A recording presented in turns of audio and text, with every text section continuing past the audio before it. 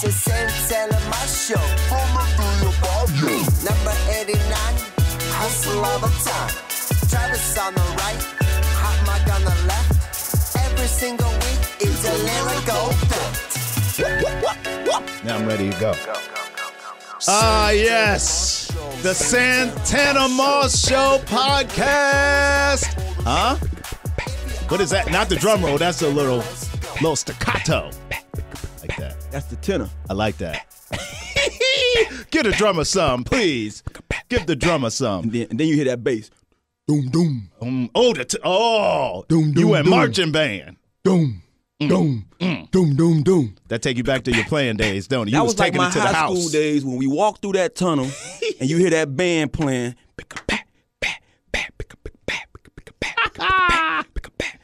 I used to always want to play the drum. My dad played the drum in high school, and I tried it in middle school. Wasn't successful, and the rest is history. That's why I became a football player. Yeah, you turned out okay.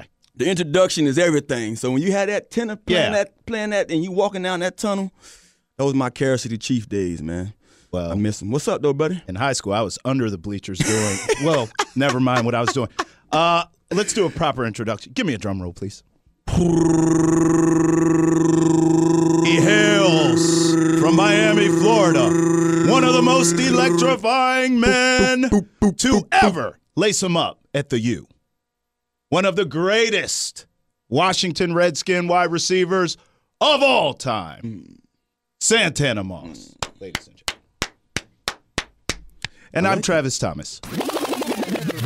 All right, Tana, go ahead and rub your hands together like Bird, man. I need some money talk now. You know, a brother like myself who, I'm balling on a budget. I'm balling on a budget. We all ball on a budget, though, Trav. Yeah, but I want to talk about your first check, like your first real NFL money. Yeah. Like Cornrow Tana. I need Cornrow Tana stories. I want a stunting story. Oh, man. So, my first check ever. So, you got to understand, I never worked before. I mean, when it comes to a real job. A real job. I worked, but there was Right. basically someone saying, hey, you come paint my wall, and I'm going Right. to give you a couple of dollars, But my first real job, here I am, 2001, first round draft pick by the New York Jets, 16 overall pick. Cornrow Tana. And, I understand that I'm getting a pretty good signing bonus. I asked my agent, like, so how much I'm getting? You getting about 5.3, 5.4. I say, meal? He's like, yeah. I say, man. Hey, mama, we made it. Oh, Lord. I didn't want to pass out when he said 5.3 mil. Because So, that's up. That's here you go. That's making it rain. Signing bonus. That's what you guarantee. That's the only thing you guaranteed. What they didn't tell me is, in that signing bonus, they deduct taxes out before you get it. So here I am. It's signing day. It took a while for me to sign, Right. but I wanted to make sure I was there for the first day. Right.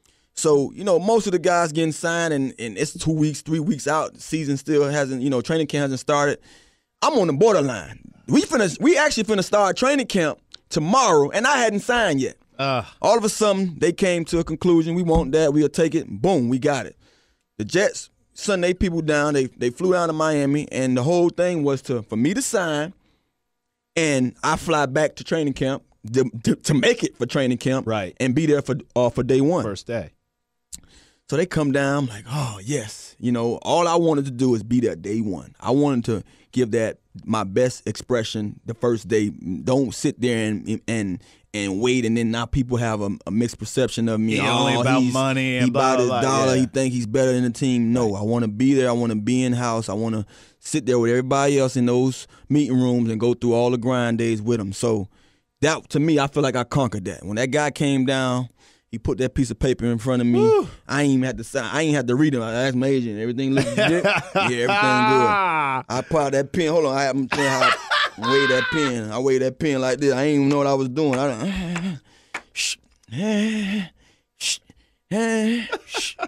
Signing all these damn papers, about 30-something of them. Damn. I'm like, man, I'm about to sign my life away. Right. And then they put that check in front of me. And the check said, so I looked at him like, the check say 3.1. So So the agent's like, yeah, Tanner, nice chunk of change, man, for your first. It's wrong. Something wrong. I slid it back. Something wrong, coach. Missing some zeros. Something wrong. Missing some zeros. He's like, no, everything is legit. You told me I was getting 5.3. And the room, they immediately just erupt this laughing. Yeah, Tanner, you got 5.3, but Uncle Sam took his. Well, I ain't even play a down yet. How Uncle Sam get to take anything out? Now, this is from a guy that never worked. Didn't know that they take taxes out. It's rules to this. It's levels. So I'm sitting there. It's my really first check to ever look at, and the taxes have been deducted already. And so now I'm on that plane flying back mad. Like, good thing I ain't spend no money. Right. Because I'm sitting there like, man, I'm glad I ain't buy nothing, man. Heck yeah. They just took $2 million from me, man. Like it was nothing. Hey, but you know what? Your agent was on point, because how many guys would have got that 5.3 and not paid Uncle Sam? Look, my dad was already telling me, look, son, the more you make, the more they take. Man, Right. I don't want to hear that crap. Man, they told me 5.3. And with that said, I need to see 5.3. They give me 3-1. I'm going to camp mad. Man, I'm finna go out there and break some ankles. Boy, they just don't know. I'm finna give them tomorrow. And but to be honest, after I cooled down that flight, just being happy to be in that, just to know that I'm on a team. I'm a first round pick. A lot to be expected. I put that behind me immediately. But just to know that that money, it was like, trust me, it was a learning that I never forget, because now I sit here and I think about it. I say, these people throw all these numbers across that TV screen, and everybody like, boy, you got 40 million. You don't know, boy, that 40 million is half of that. Yeah, you're right. It's half of that. It's so much more to what you see, Right. and people don't know that. And that's why I'm glad that I've always been the guy that just, never went out there on a limb and did too many outrageous things when it comes Right. to my pockets. Right. Because, you have to get it first before you can go out there and spend it. Plus, I know you to your core. I guarantee you took care of mom, Yeah. you took care of family, Yeah. you took care of your boys, whoever needed whatever. After all that, Yeah. what was the first thing you did for you where you were spending some money? Well, after I took care of mom and dad, I took care of them first. Of course. My mom had to have a car. I mean, my dad had to have a car. My mom had to have a car. And the first real, spending that I did on myself. For yourself. I bought a house. I remember I didn't buy a house that year. It was actually, I went through the whole season. I still had my apartment from college, and my girl and my son was staying there. And I remember coming home, and I'm like, well, I had a dream, and I'm one of those guys. I told you I'm big on vibes and energy and all that type of stuff. I was saying to myself, I want to find a house. I want to find something I can call my own and get out of this apartment paying rent. And I remember having a dream.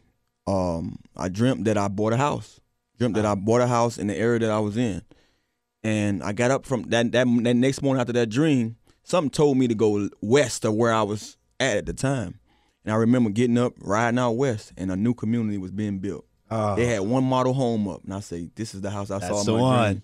And I went out there and I sat in that model, and I bought my first home that day. I remember that was my first big spending on myself. That's crazy. And I remember telling my dad, I got my house. And my dad's one of those guys. He want to make sure, well, you went through this and you did that, and who you got your credit line through, and how you went about it. I got somebody for you, and you get a good rate on it. And so I'm like, well, I'm gonna let you do all that. But I found my house. Regardless of what you say, you gonna help me do. Thank you, and I need that. I appreciate it, but this is my home. I'm going to call this my home.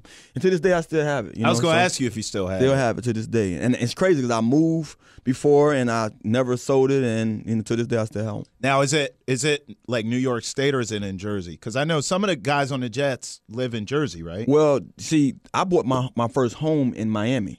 Oh, I'm a Miami guy. Okay, I'm a Miami guy. So, home was Miami. Okay. And, when I was in New York, my first year or 2 years, I was in a condo. I was just trying to, do that. And then I realized that I needed something closer to the facility, so I later bought a townhome nearby. That was by it. Okay. But, man, look, when I jumped ship. But the crib is in Miami. Yeah, when I jumped ship, man, I left everything back there. whoever was helping me then, I gave him a phone call. I almost didn't go get my car. Hey, can you please find a way to get rid of that place for me? And I didn't want to step foot back, in Hempstead. And no offense to Hempstead, I loved it there. They treated me so kind, and I had some great years there. But I'm one of those guys, man. I cut that cord and I keep it moving. Like I don't look behind, I don't look back. But home is Miami. Always will be. Still got it too. That's cool, man. No doubt. If no one's in there right now, I could.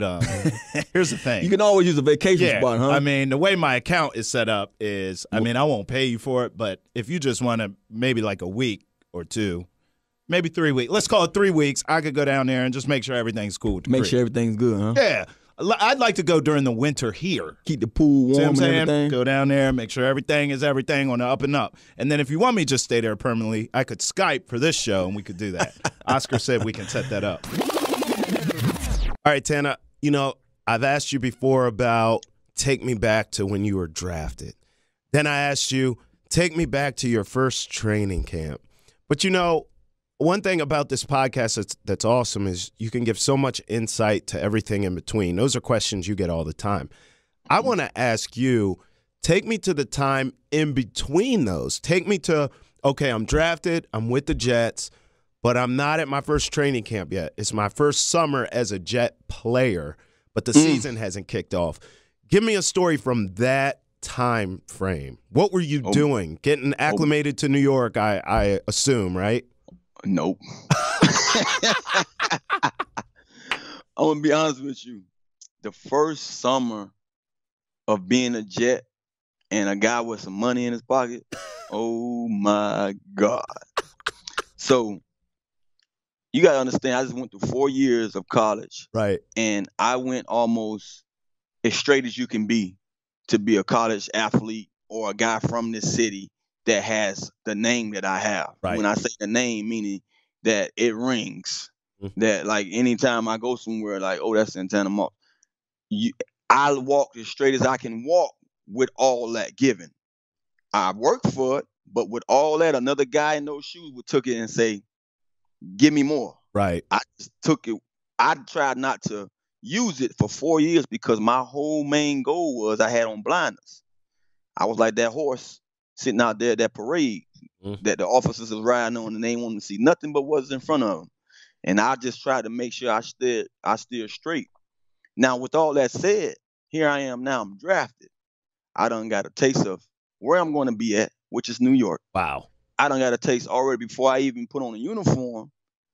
The elites of New York, right? Tyson Beckford, Sean Puffy Combs, you name it. At the time, it was I'm trying to find a model some name rappers too, I bet.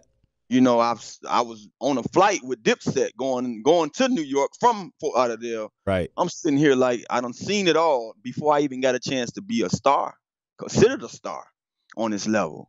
And so now we talking about first summer. I done went through the OTAs process. Done got my feet on that green, showed them this. Showed them I can dice them up in a phone book. Showed them I can skirt. Exactly. Way before they were skirting. I was skirting back then. And so when you come home with a little bit like, oh, man, and Memorial Weekend in Miami has happened. And all I can tell you, with a guy that never partook in none of that stuff because you didn't have the money, you had a main goal. Your goal was to try to make it, to see some of these days on a regular, and knowing you protected in your pockets. And 3, now I have all that, and I'm a young buck that, want to go out here and enjoy it. Fruits of the labor. It was like, exactly, the fruits of the labor. It was like no other. I recall us being on the beach, and like I said, I just had met Tyson through probably a month or so ago in New York, and I bumped into him. I'm riding on the beach with my boys in my Escalade. Back then, that Escalade was the It truck. Of course. And the new one had came out. I had a 2001 Maroon sitting on some spinners. Whoa. And in between my spinners, I had the maroon paint, same paint on my car. I had it in between the spinners. So it was nothing like what I had. And I remember, and everybody had, because back then, that's when 24s and 24s was very, very popular. Yep. And it was like you riding in a music video. If you had any one of those kind of cars, that's how we felt. That's what we wanted, because that's what we saw. BET was giving us that every day. We can sit there and watch a video and say, I want to ride like that. Riding spinners. Like, I'm riding spinners.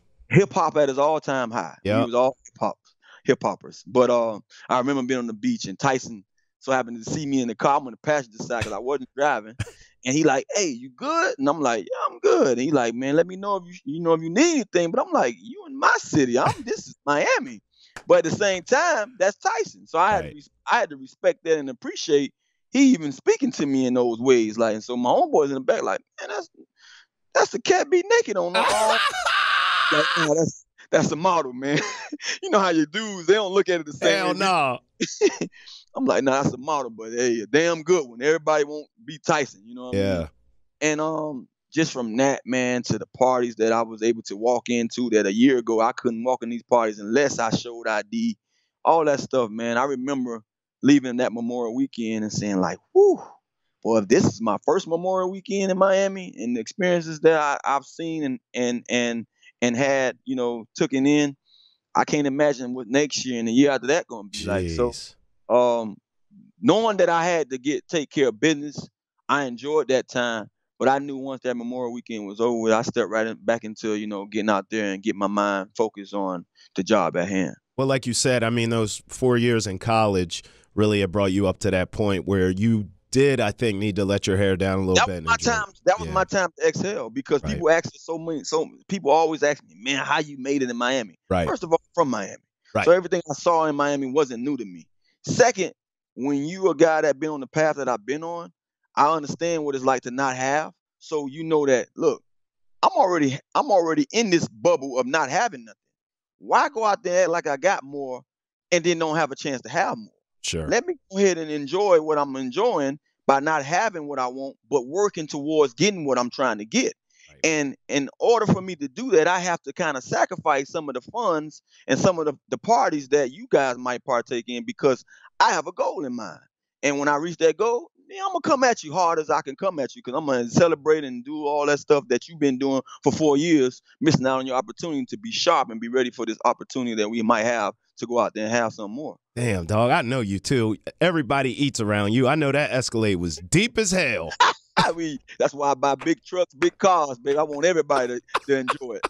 Hey, what Tyson pull up? What he pull up with? What he pull up next to you when he hollered at you? Street, man, he was walking, man. He was walking. So Memorial Weekend, everybody's walking, man. I was just so happen to I'm riding through slow, letting them things just spin. Right. And he so happened to gaze into the truck, like I guess the truck caught his eye. He gazed and seen me in the back seat and just rolled up on me like, "What's up? You good?"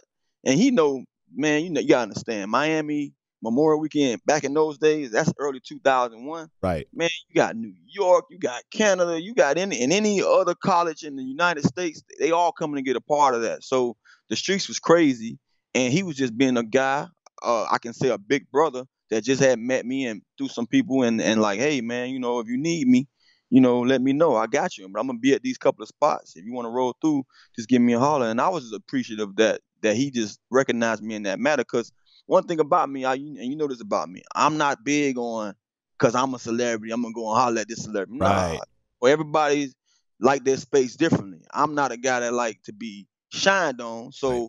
And knowing that I'm not going to take it wisely or take it, kindly, stay in my spot. If you notice me, then we good. If you don't, I'm cool. I'm still good. You know what I mean? Yeah. But for him to just glance and know who I were at that moment, I was a young buck just in like, damn, that's what's up, man. Let me tell you something, man. It's just me and you talking here, so I can be honest with you. It is so good that we have met at this point of our lives. Because I promise you, Santana Moss, if we had met back then at that Memorial Day, it would have been we wouldn't be here today together. You might be here. I would not be here right now. You wouldn't have made it. I wouldn't have made, never would have made. Across that bridge. The bridge you just talked about, you jumping off. The first time I became a father, I felt. The first time I became a father, man, the real feeling that I experienced was it's no more thinking about self. You were young too. I was 20 years old. It was a month before my 21st birthday. Wow. My son was born May 1st. They said he was going to be born on my birthday. He came a little early. I don't know how because he was ready to come. He was 8 pounds and something.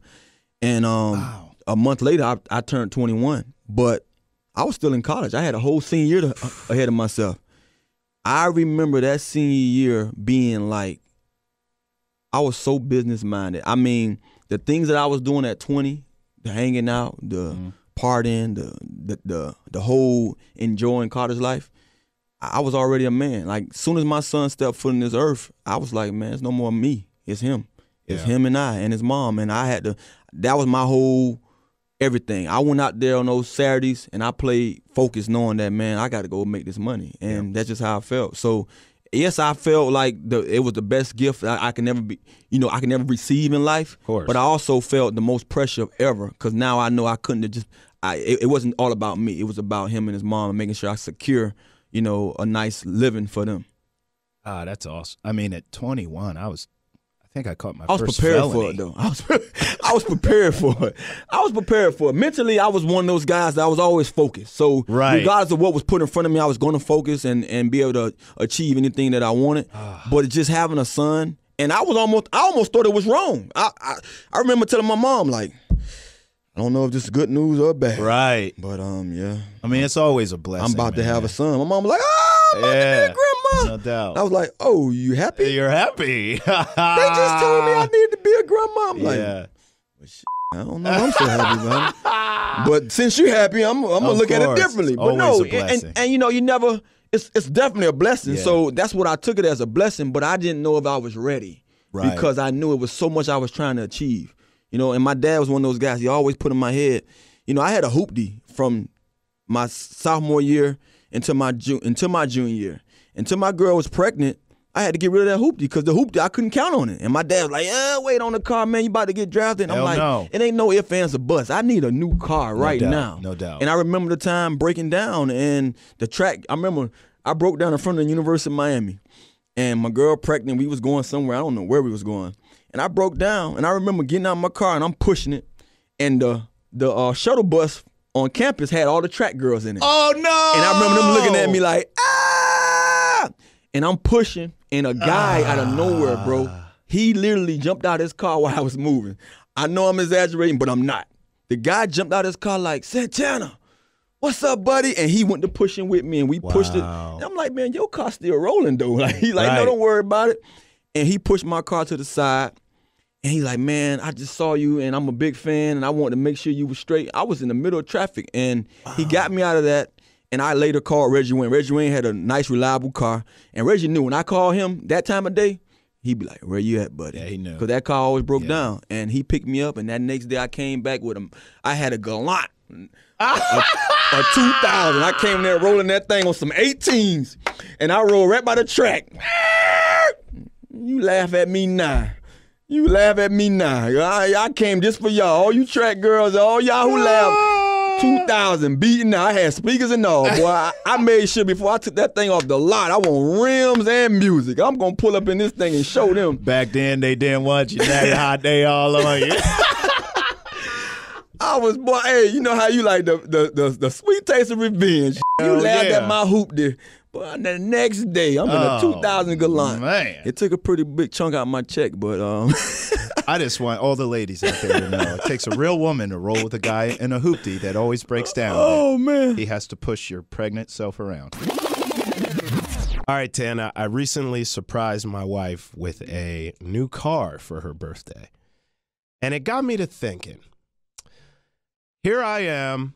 I mean, listen, Tana, I broke my back to make that happen. You actually witnessed me dealing with Metro and a lot of things, sacrificing to get this car for the wife. So I said, I wonder if Santana ever surprised someone in his life with something like a big purchase. What was that story? What was the reaction like?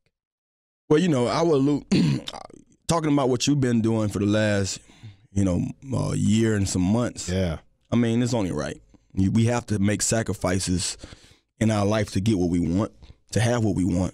I've been a guy that, trust me, I played so many games with my mind just to have something that I took away things just to say, you know what, I'm going to starve in this area just so I can have the fruits that I really want. That's right. And when it comes down to taking care of your wife, it's no doubt you did it the right way. When we talked about this. And when I saw the script, and I'm like, speaking of something that a time of me surprising somebody. The one stand out the most is my dad. I shared with you the story, I think, before, but I'll share it again. It was a time that I remember just being in college and my mom, my dad, being that I was home, I didn't really have a hard time in school, man. I really feel like it was a breeze for me because I was in Miami. Yeah, I was 30 minutes away, but if I needed clothes washed, I took them home. If I needed food, they brought it to me. If I needed money some kind of way, they come and get it. I was always taken care of. And even the times when I said, you know what, I'm not going back home. I'm just going to stick my behind here, stay here, and just, rough it out. They still was there to take care of me and all my needs. But before those days in school, I remember me and my mom driving my dad to work and my mom taking the car home and having to pick him up. So I knew it was a car needed. It was a car needed. And I'm like, I know the struggles. I've been in that household. I've been there long enough to see that we had multiple cars, but it always something goes wrong with one of them. Right. And when that goes wrong with one of them, according to how the bills have to go, we have to be out with one because we have to make sure that everything else is functioning. It's like a domino effect. Yeah, you don't want to say, well, just because this car needs work, I'm going to have to put all my money into this car. No, at the same time, I still got to feed these kids. I make sure I keep this roof over their head. Yeah. So much goes on. So sacrifices. Always remember that word, it's always a sacrifice. And so I remember in school, my dad used to tell me, I want a new car so bad. And I shared with you that story about me getting my new car because of the time I needed it. And he told me, hey, don't do it because you want it, do it because you need it. Absolutely. And at the time I needed it, so I did that. Here I am, fast forward everything. I'm about to embark on some big money, and I'm finna get a lot of it. And I wasn't like the other guys asking for loans from agents, from financial people. I said I want to know, once I know that I'm chosen, straight, and I'm good, and the money's gonna be there, I'm going to get my dad and my mom something that's needed, another car. And my dad was the first person I thought of because I knew my mom had her car. He had ended up getting a car right before I even left that she can drive every day. It was a brand new car, and it meant so much to me to see that, okay, this man said, I'm going to get her a car before I get myself one. And it was crazy. I pull up to the house, and at the time, Navigators was the it. Oh, it was the, shiznit on the streets. Of course. And the new Navigator at the time, that was 2001. I love that body style. I pull up to the house, and I say, all right, I'm finna play a trick. I know my dad. I know how he gets. And I'm like, man, I get there to the house. By this time, I had a cell phone and all that stuff going on. So I get there, and I say, Dad, man, hurry up and come outside, man. Something wrong with my car, man. My car broke down. What the all right, man, hold on, I'll be outside. He panicking. So he done panicked, and I'm outside. I done cut the car off quietly, and I can step out of it. And he gets outside. Where's that, man? Where the car at? So I'm like, nah, I'm bullshit. And he look at the truck like, oh, man, get me out my damn bed. I know he resting up because he normally works the graveyard shift. And he looking at the truck, and he knows too, like, man, this man finna, my man just got chosen. He's first round pick for the Jets. Right. Yes, I haven't signed on my deal yet or nothing, but that money there. Absolutely. So at the end of the day, I can spend a little bit. And he look at my truck like, oh, man, nice truck, man. Let me look at it. He looking around the truck, he looking all inside of it, and I threw him the keys. He asking me, he basically looking at it like, she want me to take it for a drive? I'm like, no, it's yours. My mom like, oh my God, how you knew his car just broke down the other day again? Wow. And I didn't know. You didn't know? I didn't know. I just knew that he deserved it because at the time I feel like all the sacrifices I watched, and I'm like, I got some money now. You know what I mean? What you giving me? What? I was at 21 at the time, going on 22.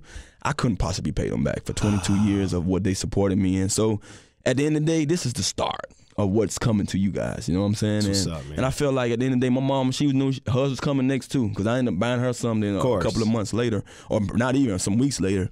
But I felt like he deserved it most because he made sacrifice after sacrifice after sacrifice to make sure we was happy, and he was happy, man. I still see that car to this day. It's sitting in the yard. It don't run the way it runs. He ain't let it go yet. He's still sitting there, I'm going to sell this thing, and I'm going to do something else and take the money. And I'm like, man, get that car. But I think it means something to him just knowing that I was able to buy him that car. That was the first car that I bought for him. What color is it? It was a red car. I like red, and that's my favorite color. I think that's one of his favorites too. And man, everyone knew that Navigator was on the road. Hey, I think I see your daddy on the road because he treated that car like that was his pride and joy, man. He loved it, man. But that was my first surprise I ever surprised somebody with, man. And I was happy that I was able to give them that to them, because to me, even though I surprised my dad, it was a big surprise to my family in a total. My mom appreciated it too, just knowing that now she didn't have to worry about driving him nowhere. Right. He can drive himself. Man, I can imagine, though, somebody like you, it's got to be hard to surprise you, right? Like, if be it your wife or anyone in your family, maybe one of your brothers, tried to surprise you, has there ever been a moment where you've been I don't truly, like them. You don't like, see, I'm the same way. I don't like them. I'd rather you just tell me like, yo, I'm going to get you this, I have a whatever. saying, and please don't take this the wrong way. When we play cards and I'm playing blackjack, and the damn dealer want to tell me she want to play with the card. Like, no, kill me now. Flip that damn card, right? So I can know my destiny. Like, if I'm dying, shoot just me. Kill me. Yeah. Don't sit there and torture me with that weight. You know what I mean? So that's my saying. Don't surprise me with nothing. What's gonna happen? Gonna happen. Look, if you tell me it's a surprise, I'm still gonna be surprised. I'm gonna give you the same emotion when I get there. Right. It's gonna be nothing less. I'm not gonna be like, well, yeah, I knew it was coming. No, I'm gonna still be grateful. So at the end of the day, just tell me now. And I've always been that way. I don't like surprises. Me either. Don't surprise me with nothing, good or bad, even the bad. Hey, tell me now. Is something going wrong? Yeah. Tell me now, because I don't want to be the guy that have to sit there and. I'm 0 to 60 regardless of whatever you put me in through. So whatever how I'm feeling at this moment, I could be a totally different person. Gemini. And that's the truth. You know what I mean? A second later, I can be a different person. So spare me with that. I'm the same way. I don't like surprises. And I've told my wife, don't ever surprise me. If you do surprise me, keep it away from home. Yeah. Because I'll shoot some damn body. If I walk in the house, a whole bunch of people, I'm liable to cap one off. Blah, blah, blah, blah. You caught me off guard. I'm sorry, Your Honor. I didn't know. She knew better. She knew better. Santana Moss Show podcast, iTunes, Google Play, Spotify, YouTube channel. We're on everything. We need that 5-star review. You know you want to give it to us. Give it to us. Santana Moss Show podcast. Travis Thomas, Santana Moss. Deuces. It's the Santana Moss Show. Number 89, hustle all the time. Travis on the right, hot mic on the left. Every single week, it's a lyrical fact.